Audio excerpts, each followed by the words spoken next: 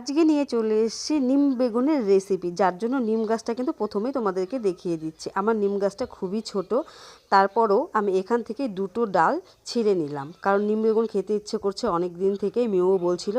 তো দেখো ডাল দুটো আমি ভালো করে ধুয়ে এনেছি, আর এদিকে দেখো মাছ ভাজা করে রেখেছি, আর এদিকে মাছের ঝোল করব, তার জন্য আলু, টমেটো আর কোয়াশ, আর এইদিকে কিন্তু বেগুনটাও কেটে রেখেছি। এবার আমি মাছের তেলটাও ভেজে নিয়েছি আগেই, সেটাও আবার টমেটো, পেঁয়াজ, কাঁচা লঙ্কা, ধনেপাতা দিয়ে। আর নিম বেগুনটা করবো জন্য এদিকে কড়াইতে তেল গরম বসিয়ে দিয়েছি। নিম পাতাগুলো দিয়ে এবার ভাজা ভাজা করে তুলে নেব।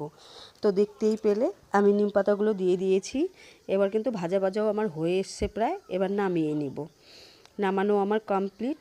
এবার এই তেলের মধ্যেই আর একটু তেল দিয়ে এখানে আমি বেগুনগুলো দিয়ে দিব।